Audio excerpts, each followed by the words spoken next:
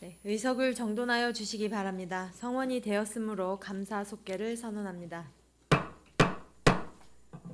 계속해서 감사 질의 이어가겠습니다. 질의하실 위원님 계십니까? 네, 김순희 의원님 질의하여 주시기 바랍니다. 네, 김수진입니다. 여러 가지 날씨와 뭐 이런 뭐 기후 변화 또 장마가 다가오면서 농업기술센터에서는 다른 상임위보다 아마 걱정이 많으실 거고 신경을 많이 쓰셔야 될 텐데 제가 몇 가지만 여쭤보겠습니다. 전년도 성과 보고서를 보니까 성과 보고서에 뭐 대부분 뭐 성과 지표 달성하셨는데 하나 정도만 안 됐지만 거의 성과 지표는 다 달성하셨는데 제가 이것 좀 하나만 여쭤볼게요. 농지위원회 그 농업인의 실태 조사나 여러 가지 관리를 하고 있죠. 이 농지위원회에 대해서 자세히 좀 설명 좀 부탁드릴게요. 농지위원회는 읍면동에 이제 그 읍면에 일단 기본적으로 한 곳이 있고요. 거기서 이제 농지증 들어오게 되면 이제 거기서 이제 그 심의를 해서 그 협의 그 신고 여부를 좀 확인해 주는 겁니다. 제가 이거 여쭤본 거는 예. 23년도 결산이 1억 8,700, 24년 예산이 2억 17억 550만 원을 아니 2억 1,750만 원을 신청을 했는데 결산에 24년도 결산에 1억 8,258만 3,500원이 지출이 됐어요. 거기서 뭐 몇천만 원이 한 3,500 정도가 저는 지급이 뭐 불용이 되고 지급이 됐는데 다른 위원회보다 이게 위원회라고 생각하면 제가 어떤 폭넓게 어떻게 생각을 해야 되는지 다른 위원회보다 수당이 그 지급 금액이 엄청 많아갖고 한번 여쭤봤어요. 이거는 이제 수당이 뭐 시간당 많은 건 아니고요. 다만 다른 위원회 같은 경우는 이제 농센터에 과에 한 개씩 있는데 요건 아까 이제 과장 얘기했듯이 읍면동에 이제 하나씩 있고 또 본소에 부서에서 전체적 시단위는 또 이제 또 농업정책과에서 관리하고 있다 보니까 운영의 개수가 많습니다. 위원회 개수가 그러다 보니까 위원 수당이 많은 편입니다. 예, 읍면동 25개 읍면동하고 뭐 농지 이용 실태 조사나 이렇게 하는 범위를 보니까 뭐 공제도 해주시고 이행 강제금도 부과하고 여러 가지 일을 많이 하시는데 좀 예산에서 또 불용된 금액이 뭐 적은 금액이 아니에요. 10% 이상이 불용돼 갖고 좀 그것도 안타까움이 도비 매칭 사업이죠 이것도요. 위원회인데 도비하고 같이 매칭된 사업이에요? 아니면 12, 100%예요? 국비 지원인가요? 알겠습니다. 이건 나중에 제가 다시 자료로 저 네, 드리겠습니다. 네, 지금. 알겠습니다. 농촌의 실태 조사나 이제 여러 가지 지금 문제점이 저는 기후 변화로 인해서 많이 생겼는데 예산을 책정을 한 거에 대해서 충실하게 뭐 예산이 뭐 과다하게 지출을 하라는 건 아니지만 지출이 좀 제대로 돼갖고 농촌 생활에 좀 활성화가 됐으면 좋겠다는 말씀에서 제가 이거는 드린 것입니다. 그리고 제가 그 민박 농촌 민박이 지금 전부 몇 곳이죠? 농촌 민박 24년도에 12개로 제가 알고 있는데 지금 25년도에 추가로 신청하신 분들이 있나요? 현재 민박은 총 이제 그 자료에 19개로 19개로 됐어요. 돼 지금 있고 저희가 현재 관리하고 있는 거는 민박은 17개, 관광농원이 2개소 이렇게 있습니다. 그리고 아까 말씀하신 그 위원회 예산은 11호 편성돼 있고요. 다만 이제 이용 실태 조사 같은 경우는 국비로 인건비 지원해서 국비로 이렇게 매칭 사업입니다. 네, 알겠습니다. 그럼 민박 수가 늘었네요. 전년도엔 12개지 않았나요?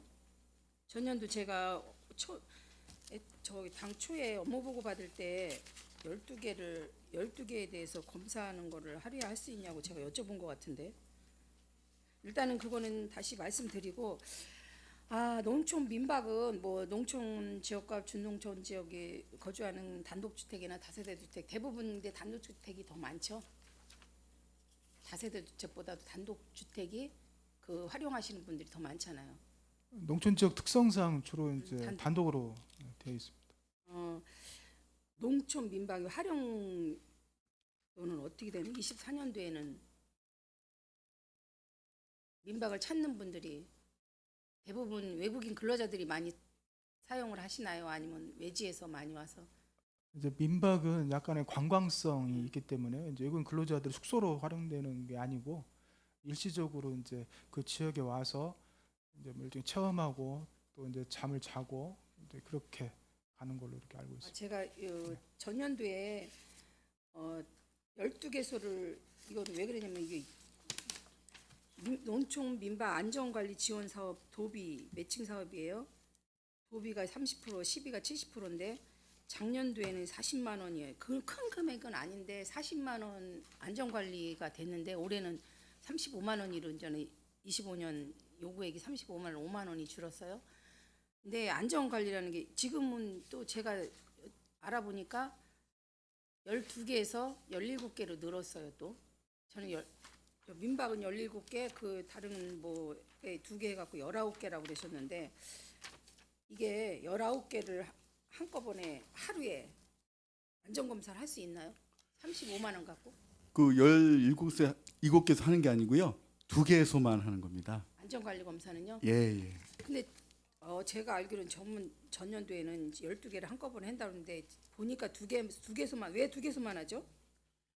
이게 법상 그 매년 그 받게 매년 두 돼 개씩? 그게 이제 없고요. 몇 년에 한 번씩 받아야 된다는 그 규정이 없습니다. 그래서 이제 예산에 따라서 어쩔 수 없이 2개소만 하는데 향후에 그거는 예산을 더 좀 요청을 해갖고 그 2년에 한 번씩 정도는 받을 수 있도록 할 계획입니다. 예, 안전관리. 2개소만 하는데 예. 전년도에는 40만 원 갖고 했는데 이게 올해는 늘어났잖아요. 민박의 수가.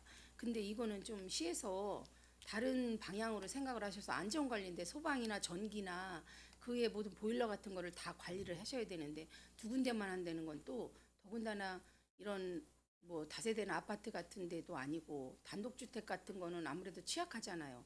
안전해서 다른 모든 것보다도 취약한데 이렇게 하는 거에 대해서는 정말 좀 위험성을 노출하고 있지 않나 이렇게 좀 시에서 예, 의원님 말씀대로 저희도 그 담당 직원하고 그 부분에서 얘기는 했거든요. 그래서 이거는 예산을 좀 늘려서 그 안전관리가 또 무엇보다 중요한 사항이니까 또 예산 늘린다 하면 계획은 잡고 있습니다. 네. 이거는 예산 늘린다고가 아니라 예산을 빨리 해갖고 안전관리를 하셔야지 2군데만 한 단독주택이나 더군다나 농가주택인데 1년에 2개밖에 안 낸다는 것은 조금 이거는 저는 위험성이 너무 노출된 거라고 생각하거든요.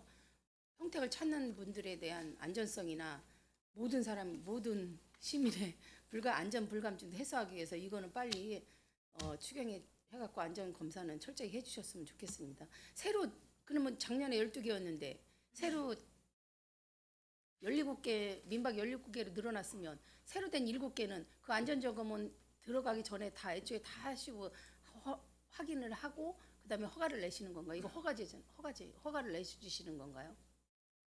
일단은 그 허가 조건에 이제 그 여러 가지 이제 부합되지. 보겠죠. 예, 네. 보고서 이제 일단 안전관리 확인한 다음에 이제 지정을 해준 건데, 하여튼 그거는 한번 좀 말씀대로 한번 추경에 한번 그걸 한번 검토하도록 네, 하겠습니다. 이거는 빨리 그 평택시의 뭐 이미지나 모든 거에 대해서는 저는 시급하다고 생각합니다. 그리고 저기 행정감사 사무자료 38페이지에 이거 이제 연결된 걸 제가 한번 여쭤보는 거예요.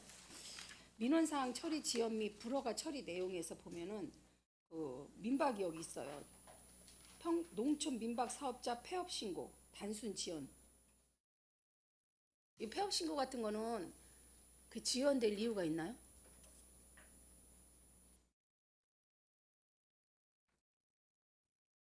왜 그러냐면 이게 다 저기 인터넷상이나 아니면 홍보에 다 있으면 오시는 분들이 사용하시는 분들한테 불편함을 초래할 수가 있는 하나의 원인이 될 수 있잖아요.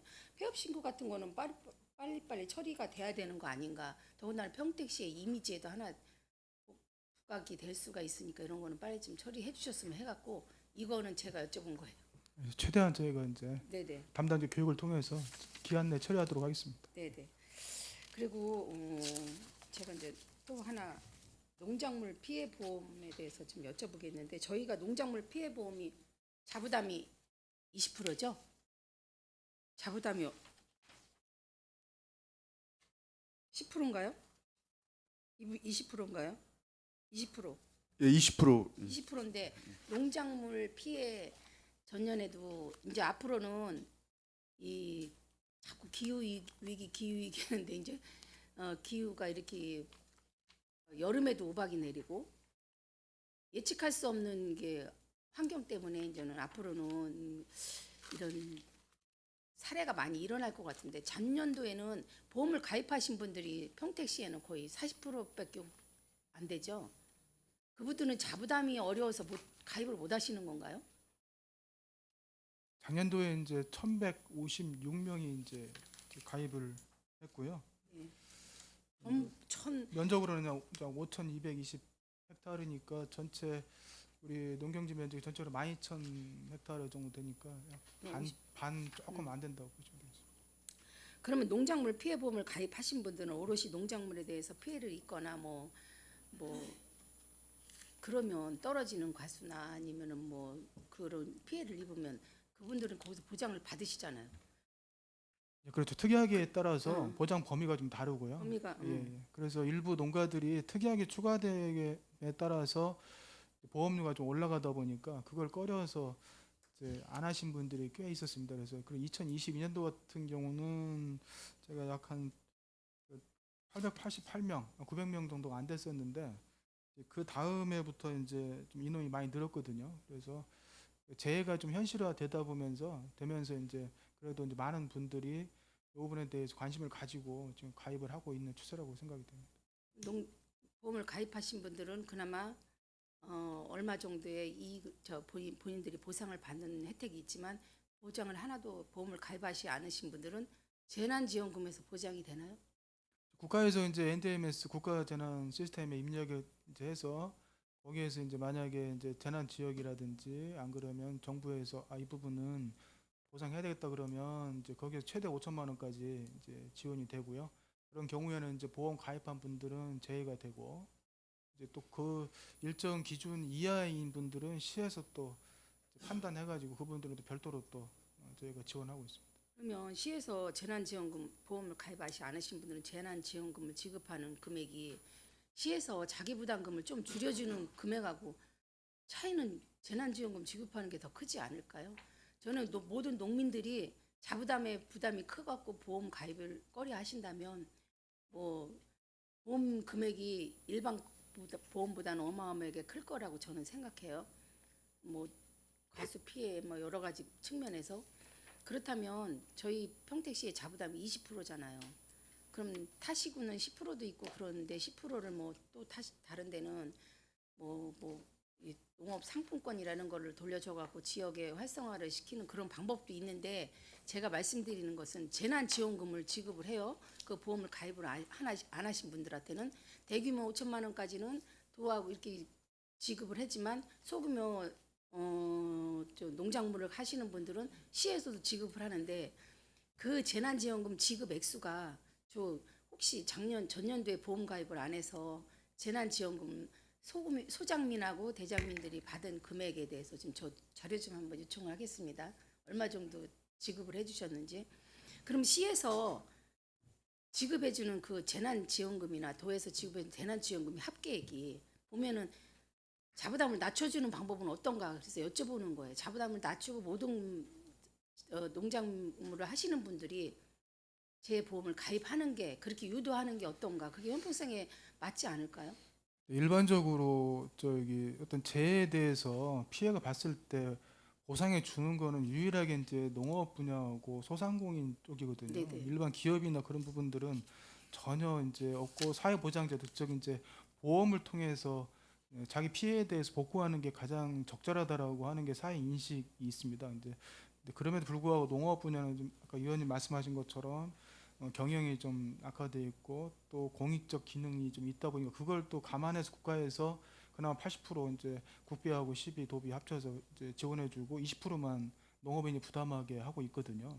그래서 저희가 이제 생각해 볼 때는 경영 측면에서는 위험을 회피할 수 있는 이제 수단으로서 보험은 충분히 가치가 있고 이제 그렇다고 생각을 듭니다. 근데 다만 이제 지속적으로 자부담 비율을 낮출 경우에는 이제 흔히 말하는 도덕적 해이의 부분도 있고 해서 그런 부분들은 좀 신중하게 좀 접근을 좀 해야 되겠다는 생각이 있고요. 아마 다른 시군 사례 한번 저희가 한번 검토해 보고 의원님 말씀하신 부분들을 한번 좀 더 논의해서 이렇게 판단하도록 해야 될 것 같습니다.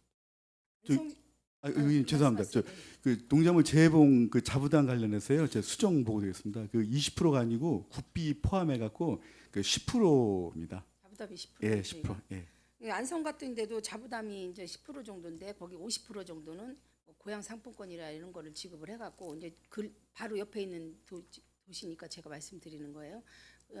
시민들이 그 상품권을 가지고 또 이 평택시에 이용을 하시잖아요. 그런 방법도 있고 그런데 왜냐하면 재난지원금을 지급을 보험을 가입하신 분들은 혜택을 받으시고 일반 자동차 보험이나 개인 보험처럼 보험 가입하신 분들한테는 혜택이 가고 그렇지 않은 분들은 혜택을 못 받는다 이게 아니고 또 재난지원금 지급을 하니까 그거를 제가 한번 그런 방법은 어떤가 한번 검토해 보실 수 있는 뭐 기회가 있지 않을까. 저희가 지금 자부담이 10%인가요? 옛날부터 10%였나요? 예전부터? 저 20%로 알고 저번에 저기 할 때 저 전년도 제가 잘못 알았나 보다. 이건 저도 다시 한번 알아보겠습니다.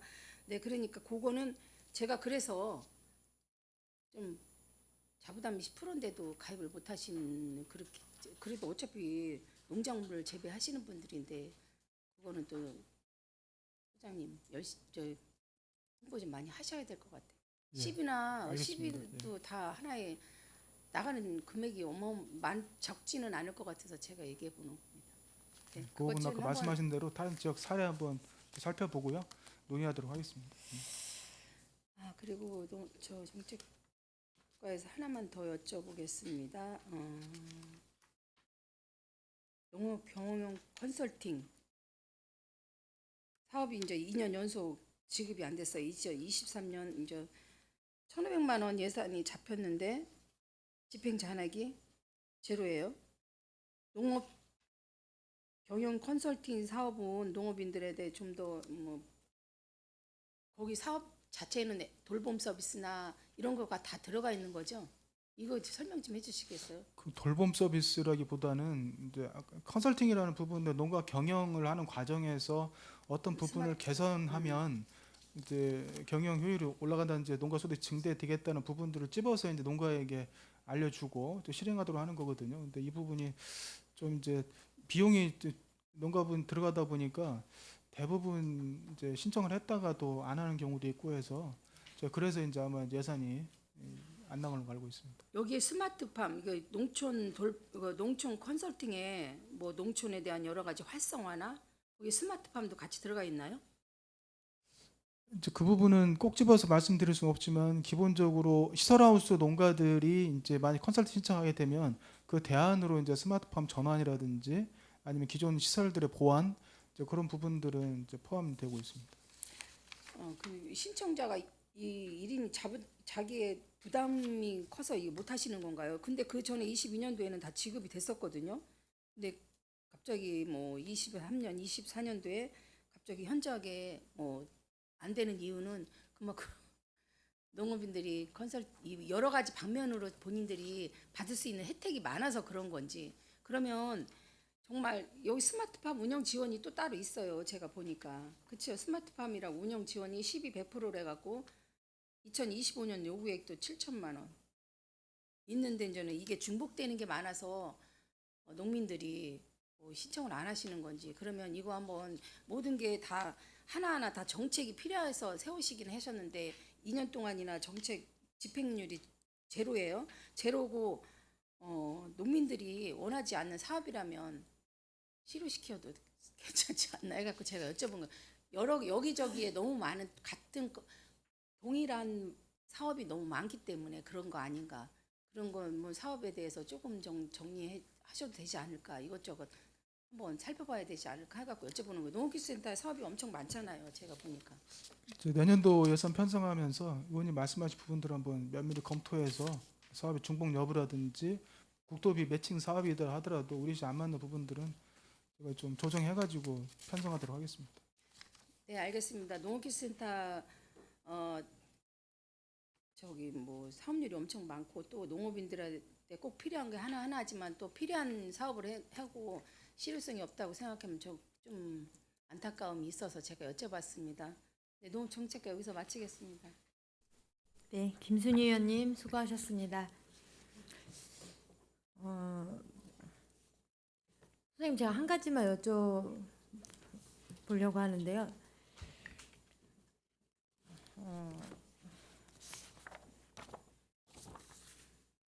우리 그 꿈맞이 벼 품종 있지 않습니까? 예, 예. 예, 그 지금 육성 보급을 위한 노력이 좀 어떻게 되고 있어요?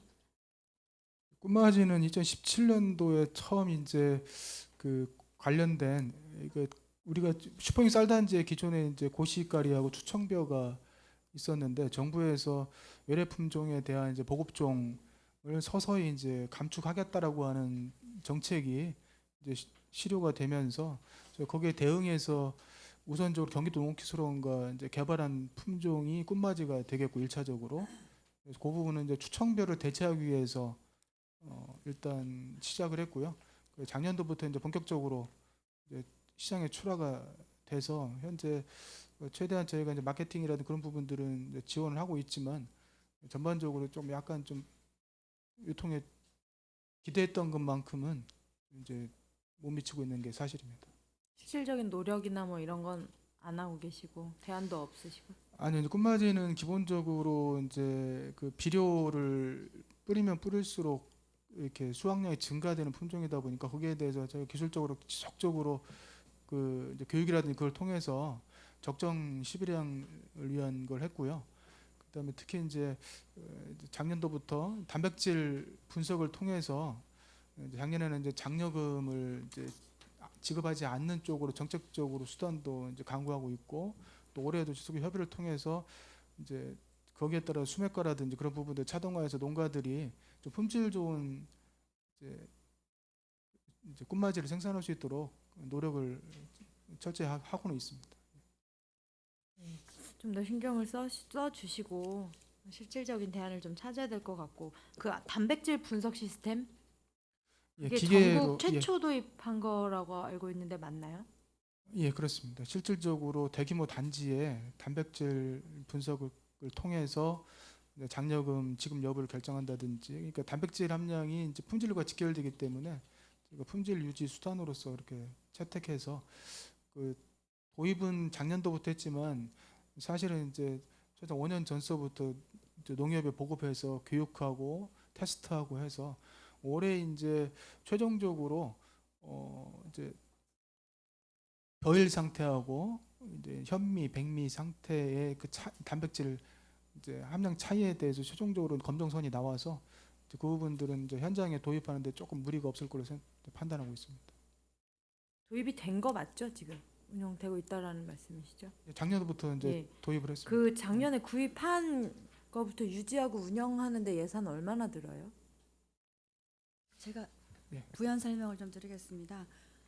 단백질 함량 6.0은 양곡법 기준에 기준이 단백질 0 이상 이하입니다. 그래서 이제 그거 맞추려고 저희들이 그 단백질 함량 6을 맞췄던 거고요.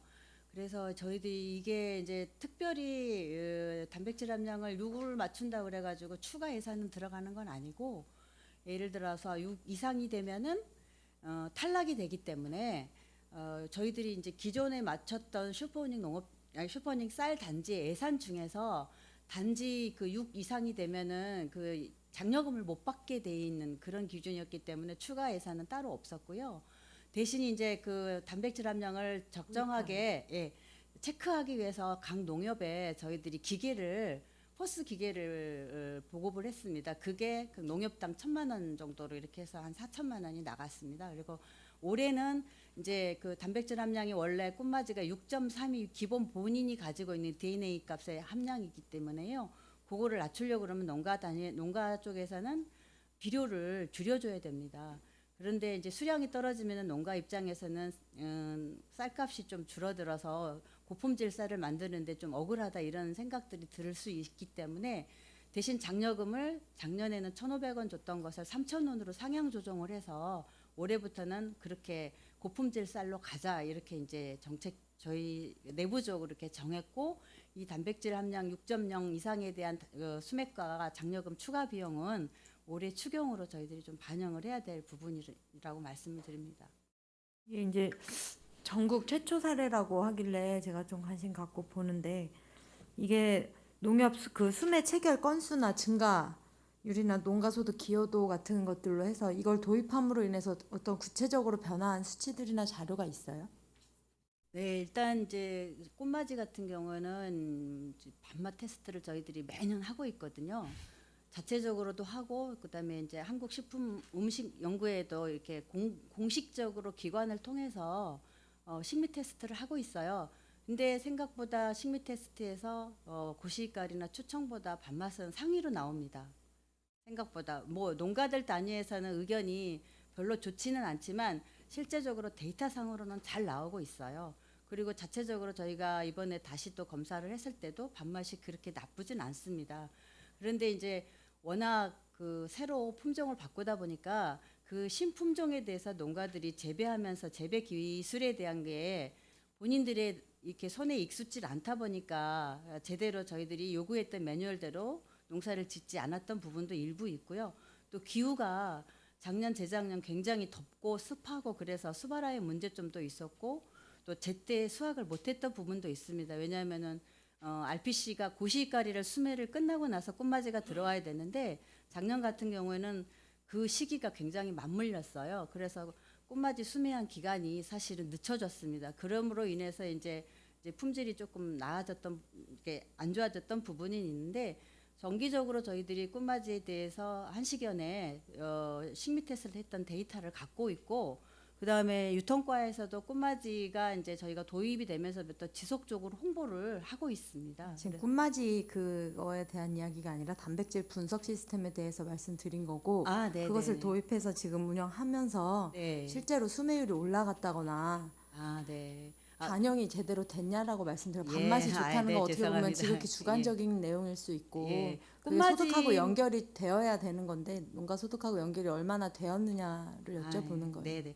꽃맞이만 왜냐하면 꽃맞이 말씀을 드렸던 이유가 단백질 함량 테스트는 꽃맞이만 하고 있기 때문에 그렇게 말씀을 드렸습니다. 고시가리는 굳이 단백질 함량 테스트를 하지 않고 있고요. 꽃맞이만 이제 말씀드렸던 대로 6.3 이상이 6.3이라는 기본 자기가 갖고 있는 단백질 함량을 낮춰서 우리가 이제 받아야 되는 수매를 해야 되는 그런 체계를 갖고 있다 보니까 단백질 함량을 측정을 했고 그거에 결론적으로 따라서 수매율하고는 네, 크게 상관은 없습니다. 수매율을 높이기 위해서 한 게 아니고요. 이제 농협에서 그 꽃맞이에 대한 품질을 유지하기 위한 수단으로서 이제 도입한 게 되겠습니다. 그래서 어차피 단지 전국 지자체 면적은 사례도 일단 없으니까 우리가 지금 시범 사례가 되겠네요. 예, 그래서 저희 이제 벤치마킹을 일부 이제 시군에서 단백질 분석에 대한 벤치마킹을 오고 있는 현실입니다. 그리고 뭐 일단 이거에 대해서는 관련 데이터를 좀 꾸준히 축적할 필요가 있고 실효성을 높이기 위한 노력을 좀 찾아야 되지 않나라는 생각이 들고요.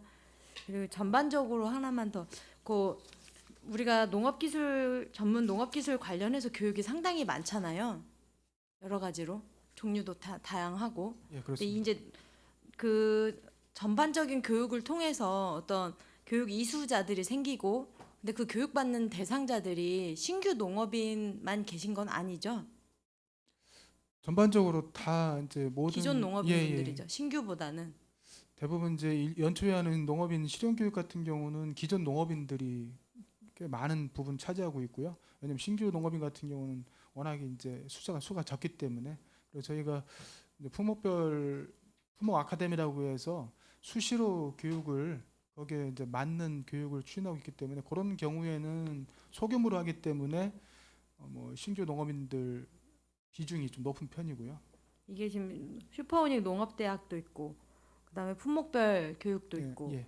농업인 마케팅 교육도 있고, 뭐 실용 교육 있고, 현장 지원 교육도 있고 이렇게 여러 가지가 있어요. 이제 실적도 쭉 이렇게 제시해 주셨는데 이 교육 받으신 분들의 실제로 농업에 종사하시면서 반영을 하고 정착을 하고 뭐 이런 부분들에 대한 데이터가 있어요? 어느 정도 이렇게 진작이 됐고 지도정책 과장님, 교육에 대한 성과나 이런. 예, 제가 구체적으로. 말씀드리겠습니다. 저희들이 이제 그 위원장님 말씀하시는 각 과정별 교육을 다 마치면 교육 만족도 조사와 또 사후 관리 측면이 좀 있습니다. 그래서 그분들을 이제 재교육 시키는 부분도 있고 또 기농 기촌 교육이나 이런 부분은 저희들이 이 아까 말씀하신 대로 현장에서 투입되는 효과 같은 분석도 지속적으로 하고는 있습니다.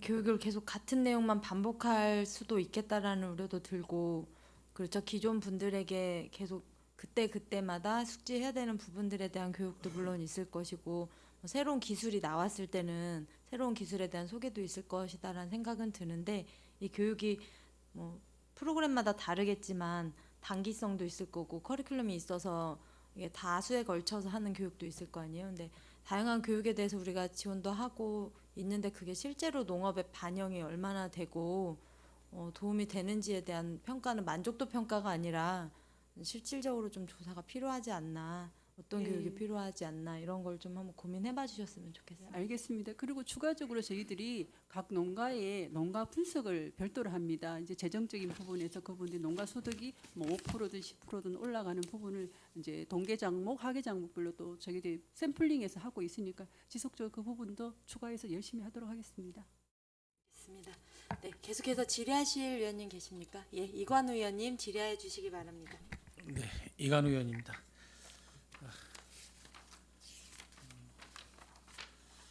시작부터 많이 좀 의원님들이 날카로운 질문에 많이 곤욕도를 하시는 것 같은데 편하게 행감의 의미를 잘 부여해서 답변 잘 해주시기 바라겠습니다.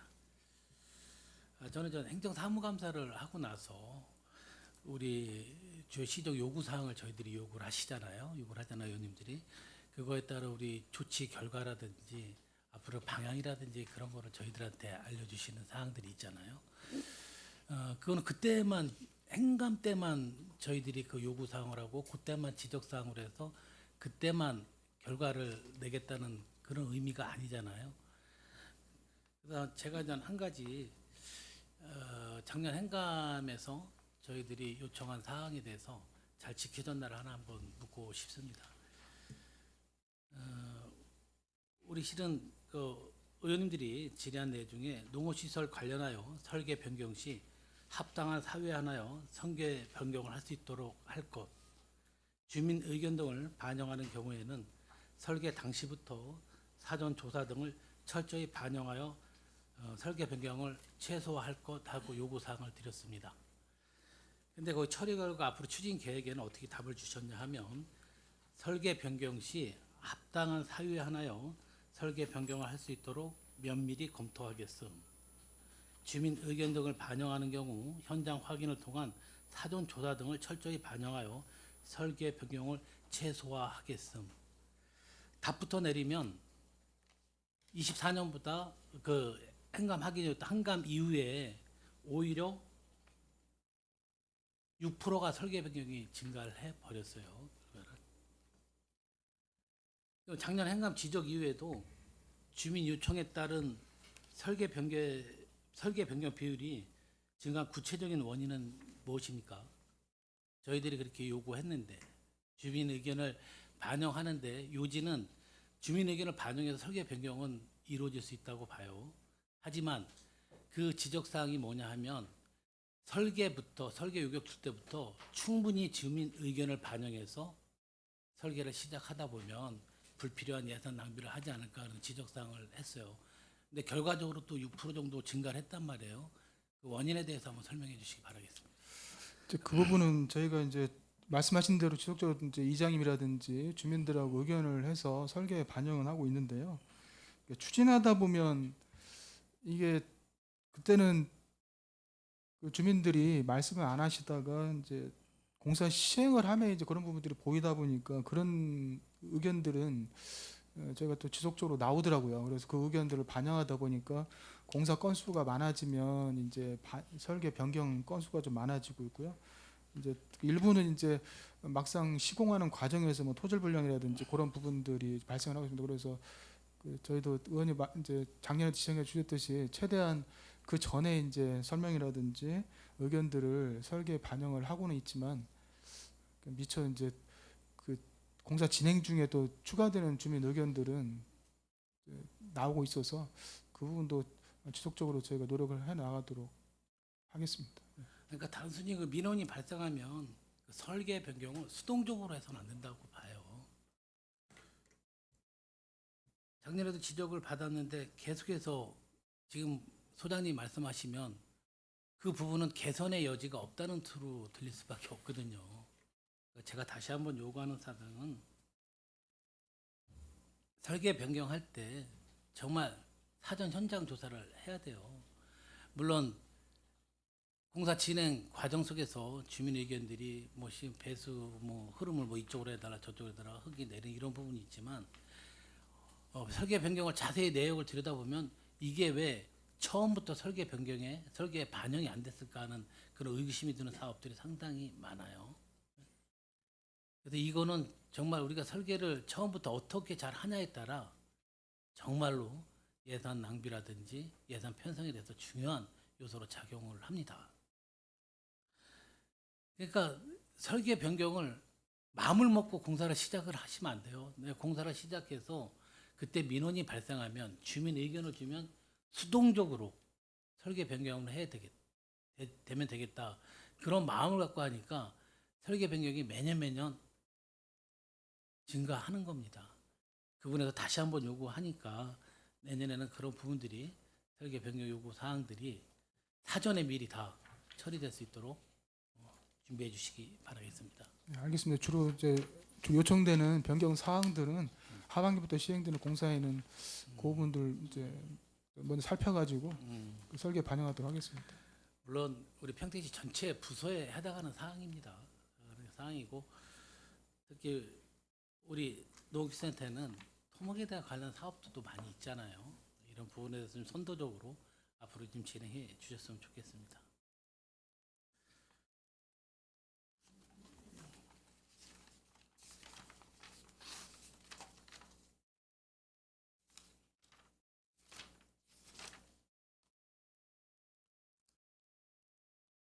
우리 국도비 사업들은 우리 집행부에서 국비, 도비, 특히 그런 사업들에서는 진행률에 대한 심각성이라든지 진행을 꼭 해야 되는 그런 부분에서 되게 좀 미온적으로 사업을 진행하는 것 같아요. 우리 미집행 사업들이 몇 가지 정도 있죠. 우리 농업축제과에서.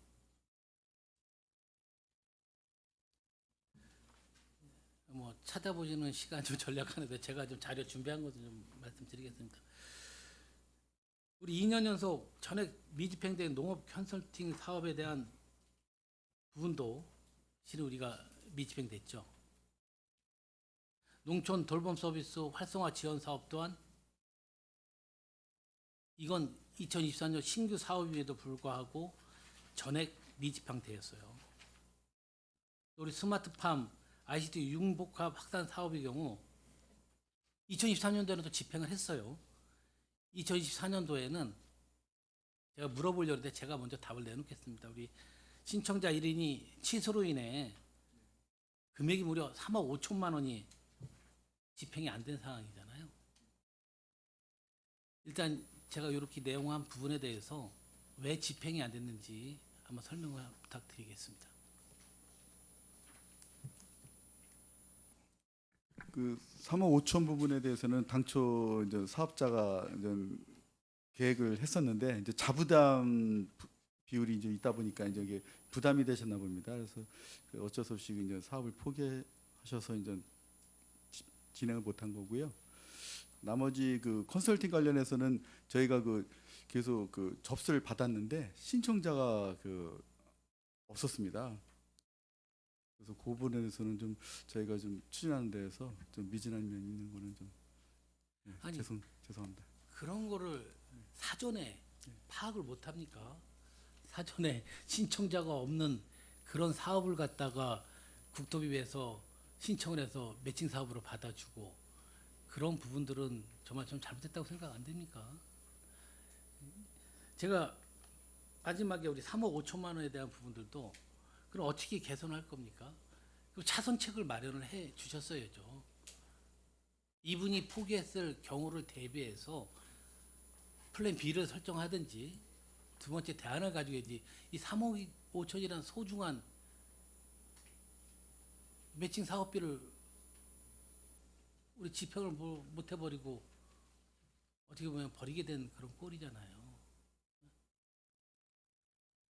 국토비 사업들 제가 이제 간단히 말씀드리겠습니다. 국토비 사업들 집행을 할 때, 매칭 사업을 할 때 이렇게 과감히 빠르게 사업을 포기하시지 말고 처음부터 이 사업을 받아올 때 분명히 사전에 충분한 대안을 마련하시고 이 사업이 불용액으로 처리되지 않도록 해 주시기 바라겠습니다. 이게 뭐 국토비 매칭 비율에 따라 그냥 사업비 예산을 그냥 막 책정만 하려고 하다 보면 이런 사태가 좀 벌어질 수 있으니까 그런 부분에 대해서 우리 농업기술센터에서 만전을 좀 기해 주시기 바라겠습니다. 농업정책과 있고 실우리 축산반려동물과 하나만 더 하겠습니다.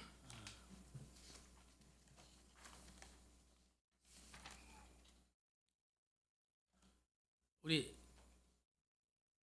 평택시의 축사 화재율이 건수가 얼마나 되죠? 예, 지금 최근 3년간 저희가 조사했을 때 2023년도에 한 건이 있고요. 금년도에 2건이 있는 걸로 지금 조사했습니다.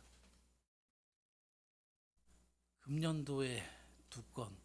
그 조사가 우리 과장님이 잘못 파악하고 있는 건지 내가 잘못 파악하고 있는 건지 일단 제가 알기로는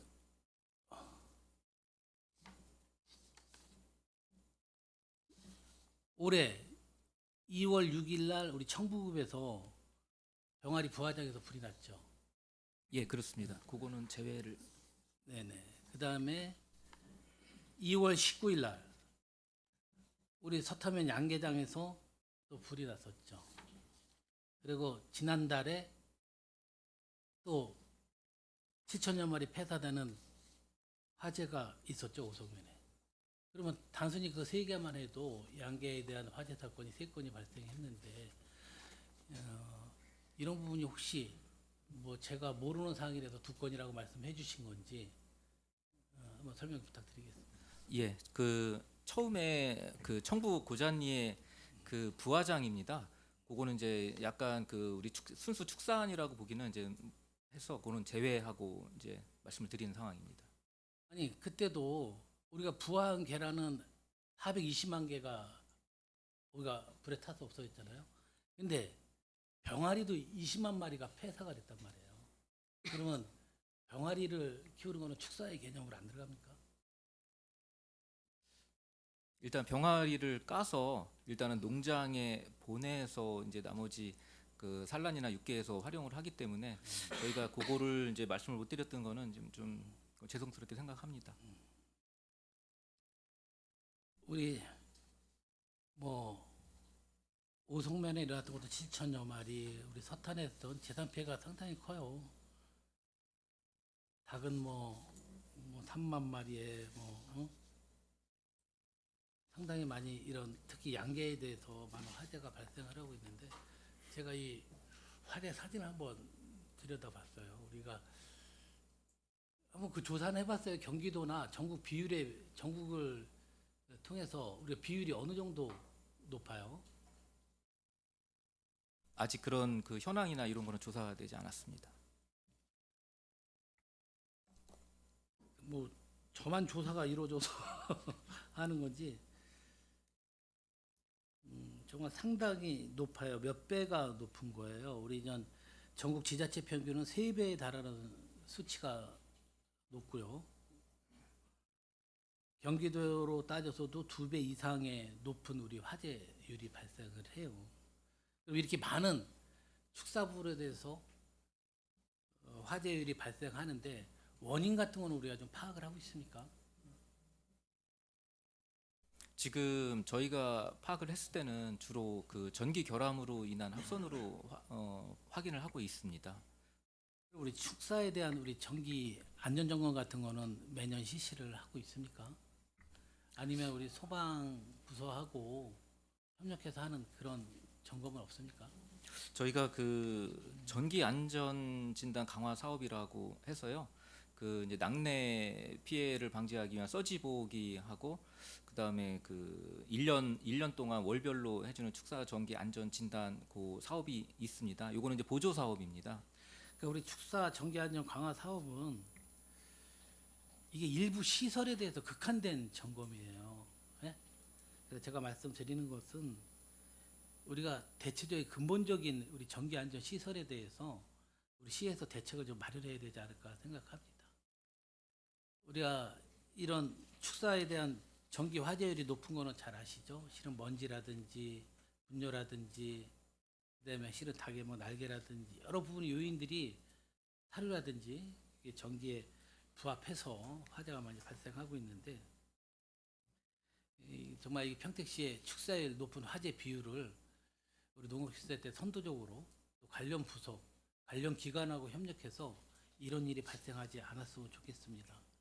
벌써 우리 전반기에 3건의 큰 화재가 좀 발생을 했어요. 이건 뭐 정말 인근 시도도 이런 사례가 없는데 정말 창피한 일이거든요. 그러니까 저기도 보게 되면 우리 축사 화재원인은 정기적 요인이 절반을 차지한다는데 63% 정도 차지하고 있어요. 화재 원인까지 우리가 정확히 나왔는데 그에 대한 대책을 우리 지평부에서 마련을 안 하고 있다는 것은 상당히 불안을 요소를 가중시키는 그런 부분이거든요. 그래서 우리 특히 축사에 대한 부분들, 축산 반려동물 같이 우리가 키우는 그런 곳에서 우리 전기적 요인으로 인한 화재 발생을 대책을 꼭 강구해 주시기 바라겠습니다. 뭐 어떻게 이렇게 했는데 대책을 강구 안 하실 건가요? 답이 없으시네. 하반기에 저희가 좀 내부적으로 협의를 거치고 축산 농가 대표들하고 협의해서 방안을 강구하도록 하겠습니다. 정말 필요하다면 우리 평택시 시비를 추가 투입해서라도 안전점검을 꼭 하반기에 제대로 좀 시행해 주시기 바라겠습니다. 예, 알겠습니다. 네, 일단 수고하셨고요. 나름 부서는 추가적으로 또 다음 시간에 질문을 하겠습니다. 수고하셨습니다. 위원장님 질의 마치겠습니다. 네, 이관우 위원님 수고하셨습니다. 계속해서 질의하실 위원님 계십니까? 네. 원활한 회의 진행을 위해 중식 시간을 갖기 위하여 감사 중지하고자 하는데 위원 여러분 이의 있습니까? 네, 이의가 없으므로 14시까지 감사 중지를 선언합니다.